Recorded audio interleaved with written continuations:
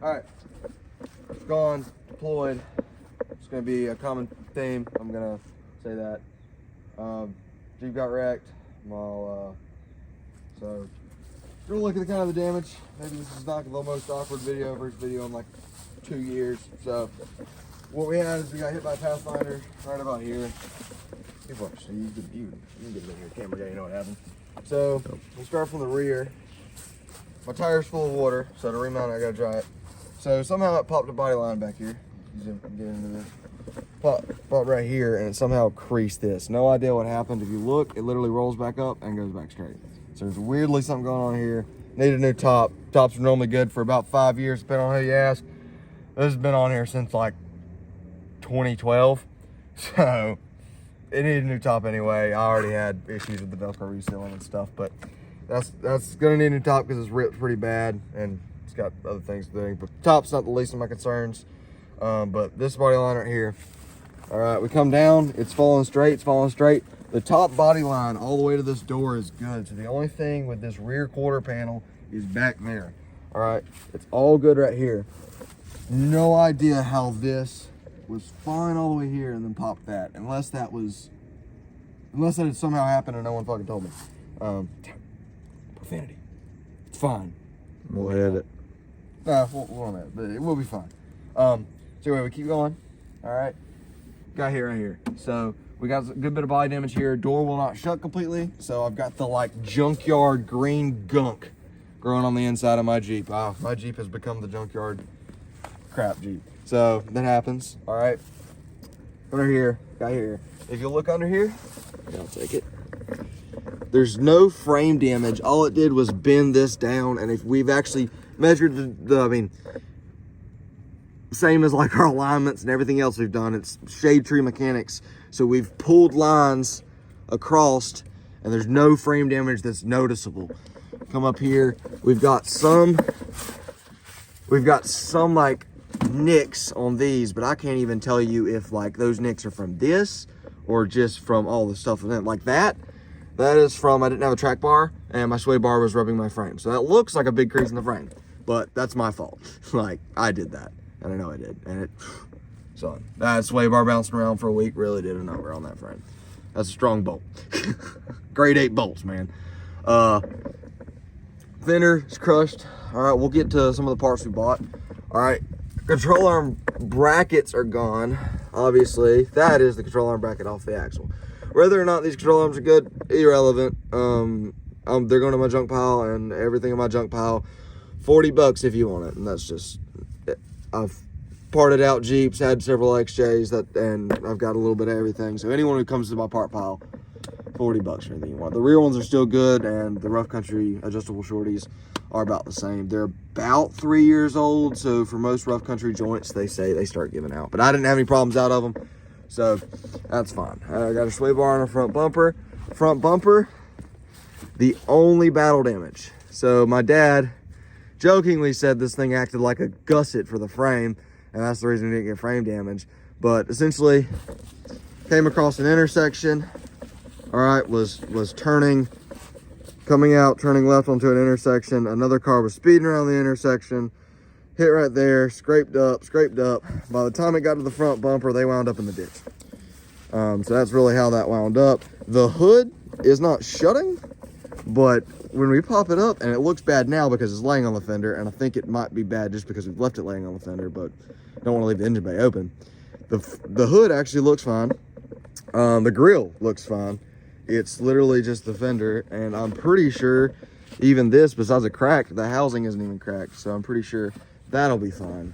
As far as my smoked things, we'll look at the other parts in a minute, and we'll kind of some of what I'm saying will might make sense. So that's really it. While I was gone, parts were ordered, parts were acquired. You probably see them right there. Yeah, he pulled it apart in a way.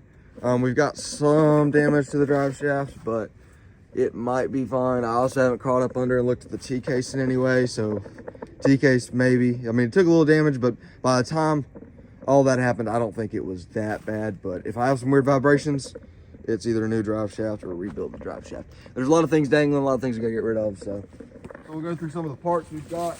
So we acquired out of the 4,200 electric lime green TJs and LJs made in the 2 years they had this color. Somehow in Jacksonville, Florida, okay, there was another set. So if you'll come over here, you can kind of like get up in the woods. You don't have to point up in here. If you look, they had a snorkel on it. I'm not too concerned about the snorkel. Eventually, I want the whole thing repainted, but what I'm gonna do is I'm gonna take some expanded metal or some hardware mesh, whatever has a mesh group tight enough to make it look good. Hardware cloth or whatever it's called, I can't remember. I'm gonna take that, I'm gonna bolt it here, I'm gonna spray paint it back and bolt it there. I can cover it with some signboard, I can and Bondo it, make it straight. No, I think it looked cool with just a piece of mesh, looks like a vent. It might actually, I don't know, it's gonna suck air into the engine bay, so it might do something, I don't know. But it'll look cool as a vent, and it's how to make lemonade out of lemon. So, right there we got 2 fenders. We're gonna fender swap. There's none of the accessories on the inside got damaged. We'll actually look at that real quick. So, it crushed in the fender, but it didn't do anything besides that. That cord is to my halos and it is flapping. Didn't do anything besides that. This is my oily old 4.0, but you can look over to that side where all those accessories are. It didn't really mess anything up on the inner fender wise. Obviously getting crushed stretched it, so it stretched it so the body lines are like pulled, so some things look off. Same with that body line up there at the corner. Right here, look right here. This is like pulled and stretched. This whole body seam, it's not bad, but I think popping it out might do it. I don't think we're gonna do a fender swap though. I think I can beat this out of the way, duct tape this light up, and then bam, it's street legal. And get it to a body shop, drive it to a body shop, because we have 3 broken Jeeps. Well, 1 Jeep not as broken, but besides that, we have 3 broke Jeeps. We don't have any truck and trailer, so the only way this thing's getting a body shop is by one power. To go into this, I'm not gonna move all this off because there's reasons on there. We gotta pull the axle shafts and the wheel bearings because we gotta put those in this axle. But this is the high pinion axle that was under there. We're going back with a low pinion for now.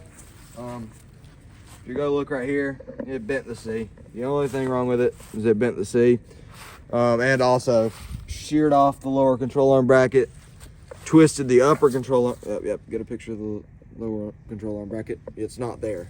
It'll save you the trouble. Twisted this, right? Twisted this up pretty bad.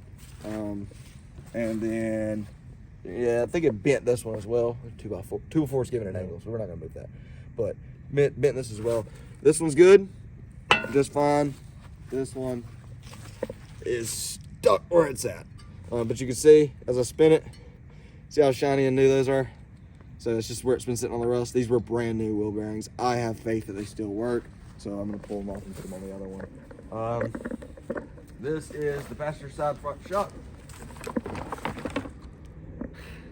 It no worky. This is the track bar, which obviously we'll get to more parts. We're probably not going to use this. This is the steering. I ordered steering, but FedEx has been rough, so all I need to save is the steering stabilizer, which is in good shape. I'll show you the other one in case you want to know what a bad one looks like. That one will do just fine, Rubicon Express. I'll use it again, and I need this to this, and it's fine.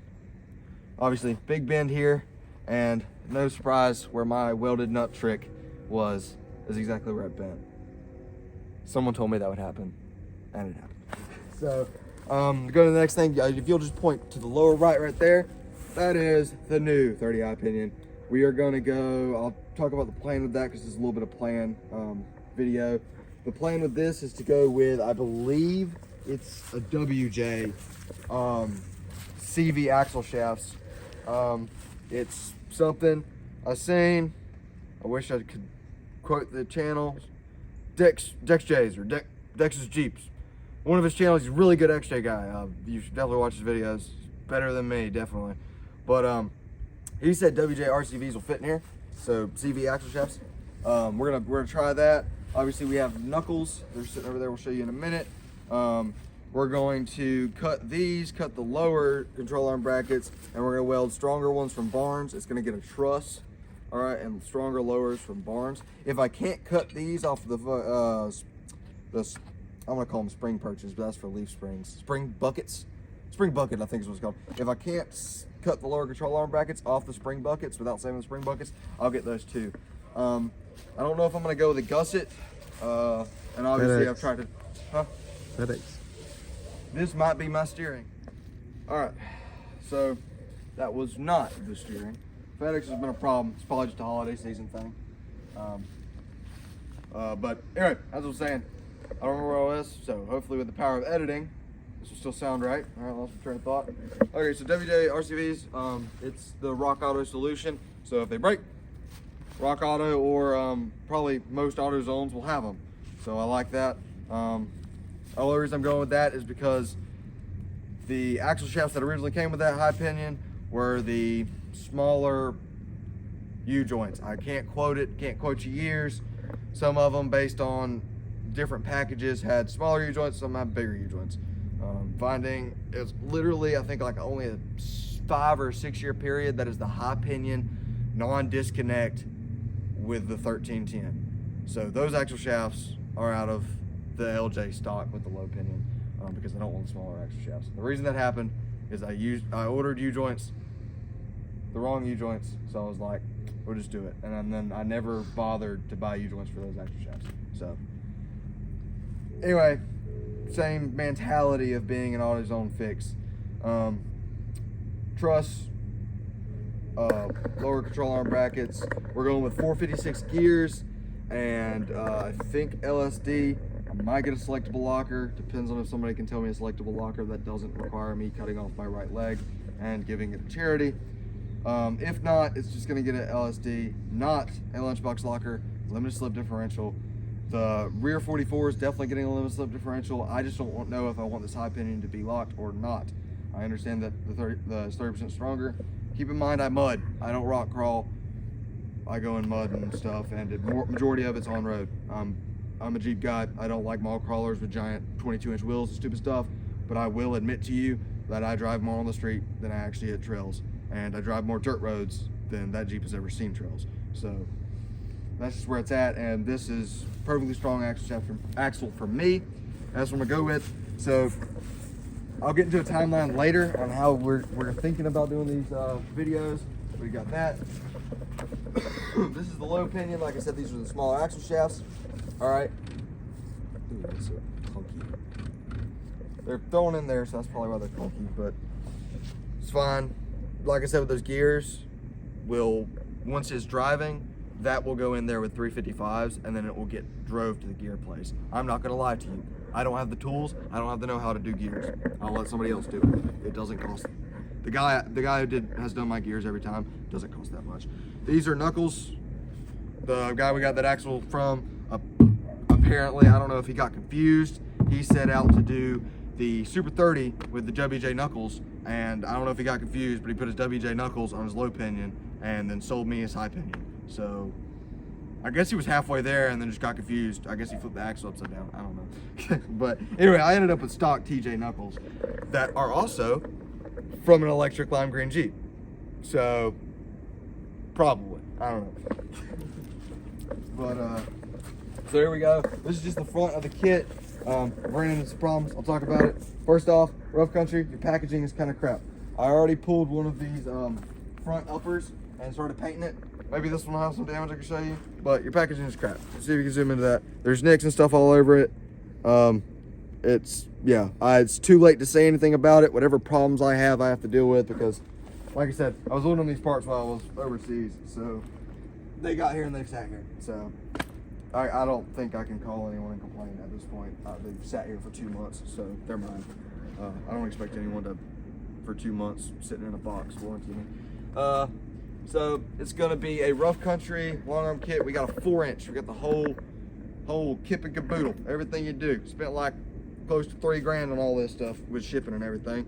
We're waiting on a bigger steering kit. I can't remember if we went the Rugged Ridge or the rough country steering kit. But heavy duty steering. It's a YJ style link. I know y'all probably call it some weird stuff. It's not a complete crossover. So TJ's got a Y. YJ has a straight bar for the tie rod, and a drag link comes all the way to the knuckle, but doesn't touch the knuckle.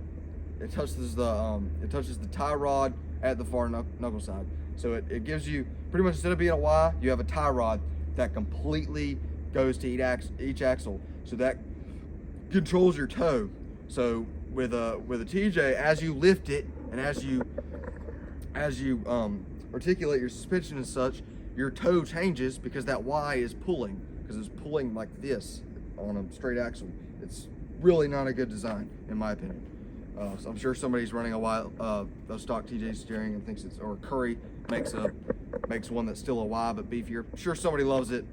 Not for me. Don't like that setup. So I got that to run.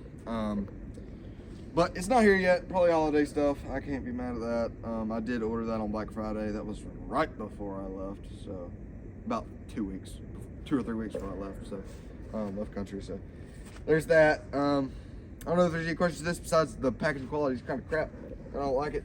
Also, weird thing. I don't know. I get it. TJs and LJs are getting older. Obviously, this is a kit for an LJ. I understand the difference. I understand the fact that the lower rear control arms are longer.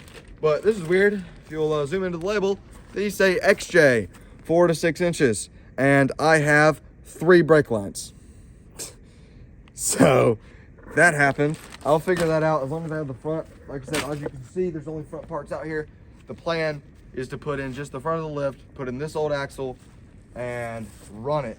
Additionally, you saw my metal cloak springs. Solution for this is we'll get him to pan over here. The solution for this is I have parts in my. This is a JK leveling kit. Let's see if we do it. So like a 1 inch in the front, like a 1/2 inch in the rear, I think. Maybe this is a 1/4 inch. I don't know. But it's a JK leveling kit. So I have 3.5 inch lift. All right. I made this an excuse to go higher. I'm not going higher the right way. The right way would be to order new metal cloak springs. But out of all these parts I'm ordering, is it $200 for a set of 2 springs or $400?